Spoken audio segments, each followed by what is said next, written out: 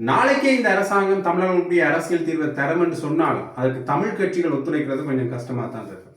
கூட்டமைப்பாக இருந்து 2010 அளவில் இந்த கட்சிகள் பிளவடைந்த பிறகு அதற்கு பிறகு மேலும் பல பிளவுகள் வருது. அதாவது இந்த கட்சிகள் பிளவடைகின்ற பொழுது இரு நிலைப்பாடு எடுக்கப்படுது. ஒன்று சமஷ்டி அடிப்படையிலான சுயநிர்ணய உரிமை. அதை சமஷ்டி அடிப்படையிலான சுயநிர்ணய உரிமை என்றால் நாங்களே ஆளக்கூடிய உரிமை.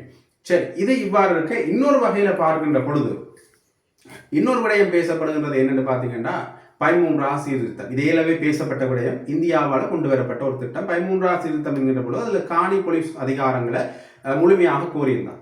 இந்த 13 சீர்திருத்தத்தை சமஷ்டி அடிப்படையிலான சுயநிர்ணய உரிமையை கோருகின்ற தரப்பினர் ஒரு ஆரம்ப புள்ளியாக கூட ஏற்றுக்கொள்ளல.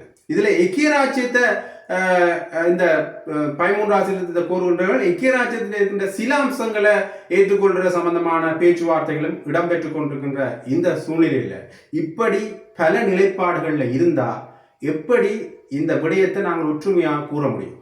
கடிதம் எழுதுறதுல கூட பிளவுகள் இருக்கு. உண்மையிலேயே இந்த ஆயுத போராட்டம் மௌனிக்கப்பட்ட பிறகும் கூட அது மக்களுடைய ஆதரவை பெற்றிருக்கின்றா அங்க கொண்ட கொள்கைதான் காரணம்.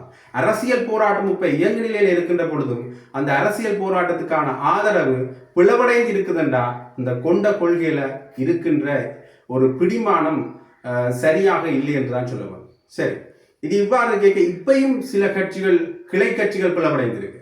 அந்த கட்சிகள் தங்களுடைய அரசியல் தீர்மானம் சம்பந்தமாக முன்னர் என்ன நிலைப்பாடோ அந்த நிலைப்பாட்டிலிருந்து கொஞ்சம் கொஞ்சமாக அதை மாற்றி அமைத்திருக்கின்றார்கள். இனி அவர்கள் என்ன புதிதாக திட்டங்களை கொண்டு வர போகிறார்கள் என்ற கேள்வி இன்னொன்று இருக்கு.